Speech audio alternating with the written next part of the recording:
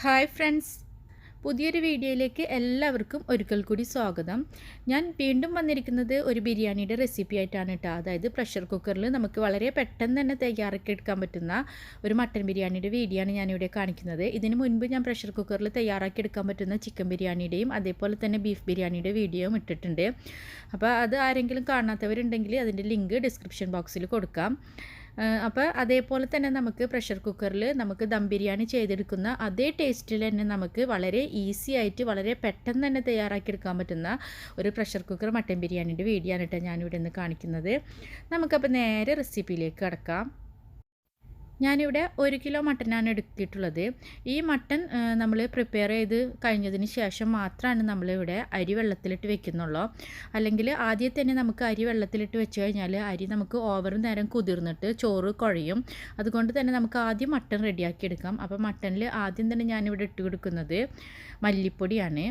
അപ്പോൾ മല്ലിപ്പൊടി ഞാനിവിടെ ഒരു 2 ടീസ്പൂണ് മല്ലിപ്പൊടി ഇട്ട് കൊടുത്തിട്ടുണ്ട്. അതേപോലെ തന്നെ ഒരു 1/4 ടീസ്പൂണ് മഞ്ഞൾപ്പൊടി ഇട്ട് കൊടുത്തിട്ടുണ്ട്. മുളക് പൊടി 1 ടീസ്പൂൺ ഇട്ട് കൊടുത്തിട്ടുണ്ട്. മീറ്റ് മസാല പൗഡർ 1 ടീസ്പൂൺ ഇട്ട് കൊടുത്തിട്ടുണ്ട്.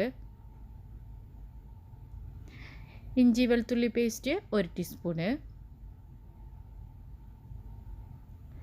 ഉപ്പ് നമ്മുടെ ടേസ്റ്റിനനുസരിച്ച് ചേർത്ത് കൊടുക്കുക.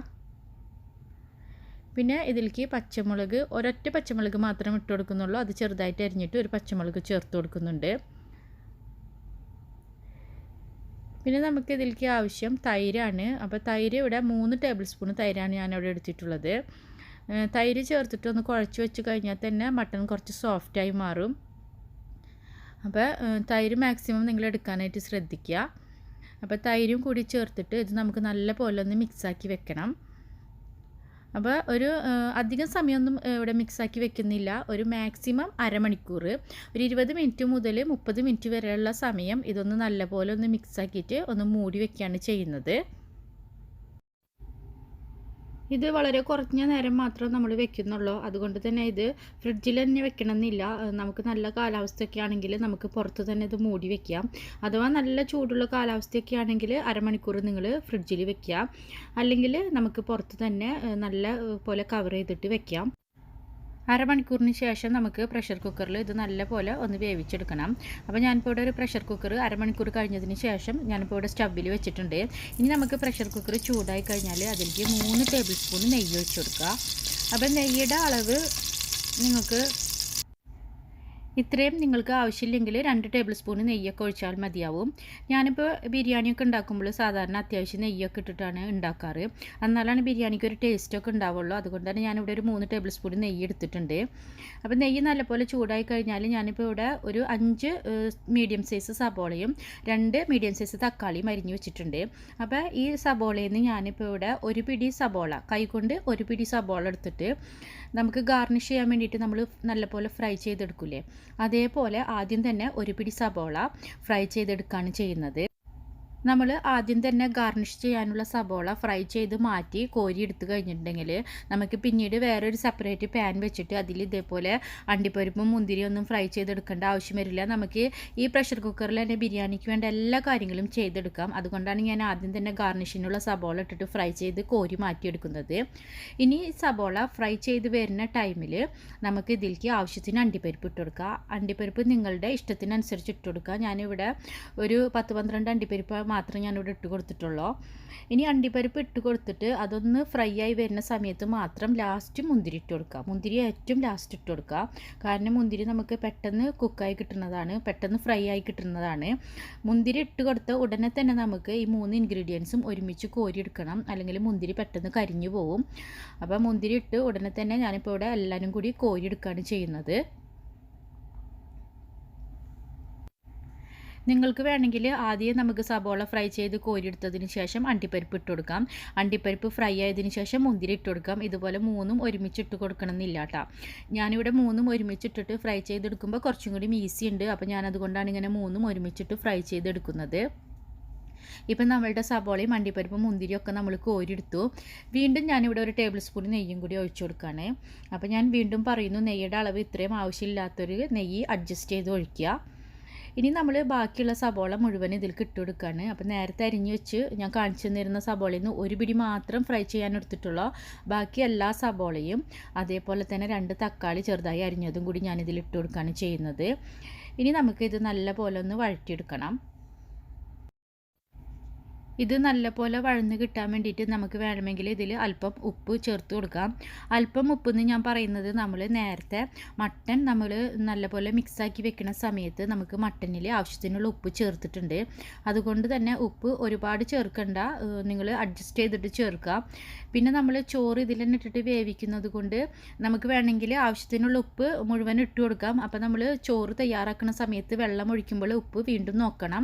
അപ്പോൾ അത് മറക്കരുത്. അപ്പോൾ ഉപ്പ് ആദ്യം തന്നെ ഒരുപാട് ഇട്ട് കൊടുക്കരുത്, നമ്മൾ അഡ്ജസ്റ്റ് ചെയ്ത് ഇട്ട് കൊടുക്കുക.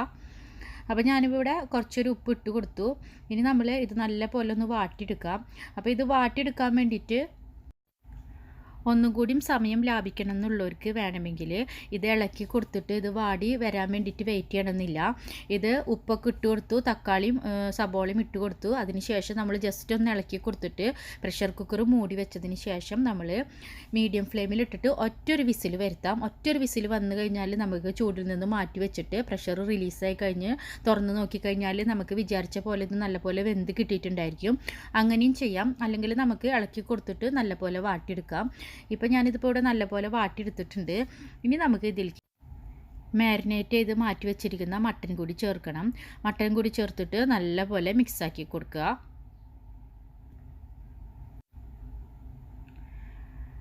മട്ടനിപ്പോൾ ഇവിടെ ഒരു 20 മുതൽ 30 മിനിറ്റ് വരെ മാത്രം വെച്ചിട്ടുള്ളൂ. അപ്പോൾ ഞാനിപ്പോൾ ഇവിടെ ഫ്രിഡ്ജിലൊന്നും വെച്ചിട്ടില്ല, പുറത്ത് തന്നെയാണ് വെച്ചിട്ടുള്ളത്. അപ്പോൾ ഞാൻ നേരത്തെ പറഞ്ഞതുപോലെ ഫ്രിഡ്ജിൽ വെക്കണം എന്നുള്ളവർക്ക് ഫ്രിഡ്ജിൽ വെക്കാം. കാരണം നല്ല ചൂടുള്ള കാലാവസ്ഥയുള്ള കൺട്രിയിലൊക്കെ ആണെങ്കിൽ നമ്മൾ ഫ്രിഡ്ജിൽ വെക്കാണ്ട് പുറത്ത് വെച്ച് കഴിഞ്ഞാൽ ചിലപ്പോൾ അത് ശരിയായിന്ന് വരില്ല. അപ്പോൾ അതുകൊണ്ട് അങ്ങനെ കാലാവസ്ഥയൊക്കെ നോക്കിയിട്ട് നിങ്ങൾ അതിനനുസരിച്ച് ഫ്രിഡ്ജിൽ വെക്കുക, അല്ലെങ്കിൽ പുറത്ത് വെക്കുകയൊക്കെ ചെയ്യാം. പിന്നെ ഞാനൊരു ചുരുങ്ങിയ സമയമാണ് 20 മിനിറ്റ് മുതൽ 30 മിനിറ്റ് വരെ പറഞ്ഞിട്ടുള്ളത്. അപ്പോൾ തിരക്കൊക്കെ ഇല്ലാത്തവർക്ക് വേണമെങ്കിൽ അതിനേക്കാളും കൂടുതൽ സമയം നമുക്ക് മാരിനേറ്റ് ചെയ്ത് വെക്കാം. ഇനി ഞാൻ ഈ മട്ടനിലേക്ക് വെള്ളം ഒഴിച്ചു കൊടുക്കുകയാണ്. അപ്പോൾ ഇത് നല്ല തിളച്ച വെള്ളമാണ്. അപ്പോൾ വെള്ളം നമ്മൾ തിളച്ച വെള്ളം ഒഴിച്ചു കൊടുക്കാനായിട്ട് ശ്രദ്ധിക്കുക. അപ്പോൾ 4.5 കപ്പ് വെള്ളം ഞാനിവിടെ ഒഴിച്ചു കൊടുക്കുന്നുണ്ട്. 4.5 കപ്പ് വെള്ളം ഞാൻ ഒഴിച്ചു കൊടുക്കുമ്പോൾ നിങ്ങൾക്ക് കൺഫ്യൂഷൻ ഉണ്ടായിരിക്കും, ഇതെങ്ങനെയാണ് ഒരു 4.5 കപ്പ് അളവെന്ന് വന്നിട്ടുള്ളത്, അത് ഞാൻ പറയാം. അപ്പോൾ 4.5 കപ്പ് വെള്ളം ഒഴിച്ചു കൊടുത്തതിന് ശേഷം നമ്മൾ ഇത് മൂടി വെച്ചിട്ട് നമ്മൾ മട്ടനിൽ 3/4 ഭാഗം വേവിച്ചെടുക്കാം. അതായത് 4-5 വിസിൽ വരുത്താം. കാരണം അരി ചേർത്തതിന് ശേഷം മട്ടൻ നമ്മൾ വീണ്ടും ഒരു വിസിലും കൂടി വരുത്തും. അപ്പോൾ ഇപ്പം തന്നെ നമ്മൾ മട്ടൻ ഫുള്ളി കുക്കഡായി കഴിഞ്ഞാൽ അരിയും കൂടി ചേർത്ത് വീണ്ടും ഒരു വിസിൽ വന്നു കഴിഞ്ഞാൽ മട്ടൻ ഓവർ കുക്കാവും. അതുകൊണ്ട് തന്നെ നമ്മൾ മട്ടൻ 3/4 വേവിൽ നമ്മൾ പ്രഷർ കുക്കർ ഓഫ് ചെയ്തിട്ട് ചൂടിൽ നിന്ന് മാറ്റി വയ്ക്കാം.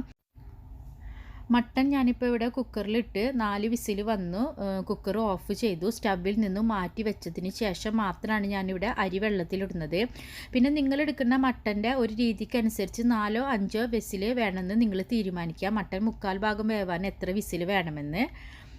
അപ്പോൾ മട്ടൻ ഞാനിപ്പോൾ ഇവിടെ കുക്കറൊക്കെ സ്റ്റവിൽ നിന്ന് മാറ്റി വെച്ചതിന് ശേഷം ഞാനിവിടെ അരി വെള്ളത്തിലിട്ട് വെക്കുകയാണ് ചെയ്യുന്നത്. അപ്പോൾ അരി ഇവിടെ ഞാൻ 3 കപ്പ് ബസുമതി റൈസാണ് എടുക്കുന്നത്. 3 കപ്പ് ബസുമതി റൈസ് ലോങ് റൈസാണ്. ഇത് ലോങ് ബസുമതി റൈസാണ് ഞാനിവിടെ എടുത്തിട്ടുള്ളത്.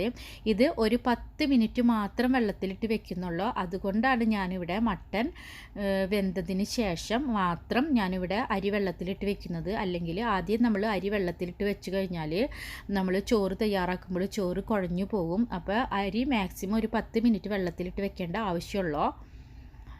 അപ്പോൾ 10 മിനിറ്റ് കഴിഞ്ഞതിന് ശേഷം നമ്മളുടെ പ്രഷർ കുക്കറിൻ്റെ പ്രഷർ ഫുള്ള് റിലീസും ആയി കഴിഞ്ഞിട്ടുണ്ടായിരിക്കും. അപ്പോൾ നമ്മൾ പ്രഷർ കുക്കർ തുറക്കുക.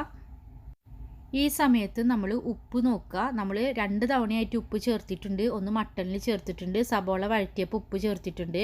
ഇനി നമ്മൾ ചോറ് ചേർക്കുമ്പോഴും നമുക്ക് ഉപ്പ് ആവശ്യമുണ്ട്.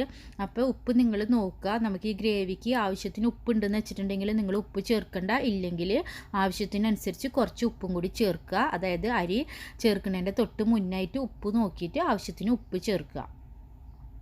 ഇനി ഈ സമയത്ത് നമ്മൾ ഇതിലേക്ക് ഒരു 1/4 ടീസ്പൂണ് ഷഹീജീര ചേർത്ത് കൊടുക്കുക.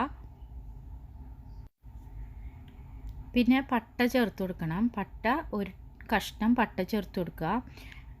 പിന്നെ ബേ ലീവ്സ് ഒരു 2 എണ്ണം, പിന്നെ തക്കോലം ചേർത്ത് കൊടുക്കുന്നുണ്ട്, ഒരു തക്കോലം ചേർത്ത് കൊടുക്കുക.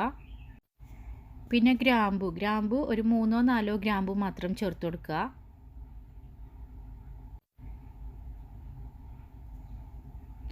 പിന്നെ ഏലക്കായ ഒരു 3 ഏലക്കായ ചേർത്ത് കൊടുക്കുക. പ്രഷർ കുക്കറിൽ ബിരിയാണി വെക്കുമ്പോൾ നമുക്ക് സാധാരണ ഉണ്ടാക്കുന്നതിനേക്കാളും കുറച്ച് മസാല ആവശ്യം വരുള്ളൂ, അധികം മസാലയുടെ ആവശ്യം വരില്ല. പിന്നെ ഒരു പിടി പുതിനയിലയും അതേപോലെ തന്നെ ഒരു പിടി മല്ലിയിലയും ചേർത്ത് കൊടുക്കുക. ഇനി നമ്മളിപ്പോൾ ഇവിടെ ഇതിലേക്ക് ചേർത്ത് കൊടുത്തിട്ടുള്ളത് 4.5 കപ്പ് വെള്ളമാണ്. ഇനി നമ്മൾ ഇതിലേക്ക് 1/2 കപ്പ് തേങ്ങാപ്പാലും കൂടി ചേർത്ത് കൊടുക്കുന്നുണ്ട്.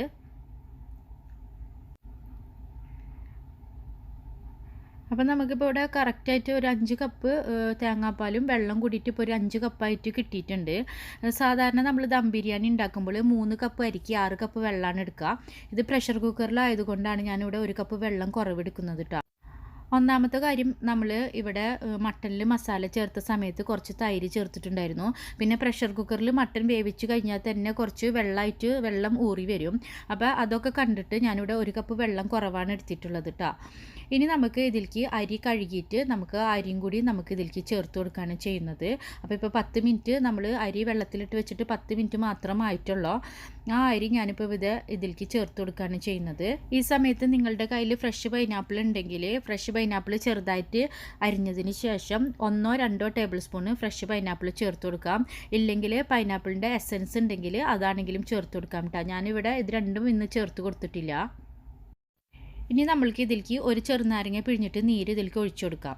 ഇത് ചോറ് കട്ട പിടിക്കാണ്ടിരിക്കാൻ വേണ്ടി മാത്രമാണ് കേട്ടോ ചെറുനാരങ്ങ നീര് ഒഴിച്ചു കൊടുക്കുന്നത്. അപ്പോൾ ചെറുനാരങ്ങ നീര് ഒഴിച്ചു കൊടുക്കുമ്പോൾ അതിൻ്റെ കുരു പെടാതിരിക്കാനായിട്ട് ശ്രദ്ധിക്കുക. ഇനി അധികം പ്രഷർ കൊടുക്കാണ്ട് തന്നെ ജസ്റ്റ് ഒന്ന് ഇളക്കി കൊടുക്കുക. എല്ലാത്തിനും ഒന്ന് മിക്സ് ആവാൻ വേണ്ടി മാത്രമാണ് ഇളക്കി കൊടുക്കുന്നത്. അതുകൊണ്ടാണ് ഇവിടെ പ്രഷർ കൊടുക്കാണ്ട് ഇളക്കി കൊടുക്കാൻ പറയുന്നത്. ഇളക്കി കൊടുത്തതിന് ശേഷം നമ്മൾ പ്രഷർ കുക്കർ വീണ്ടും മൂടി വെച്ചിട്ട് ഒറ്റൊരു വിസിൽ വരുത്താണ് ചെയ്യുന്നത്. ഒരു വിസിൽ വന്ന ഉടനെ തന്നെ നമ്മളുടെ കുക്കർ മാറ്റി വെക്കണം.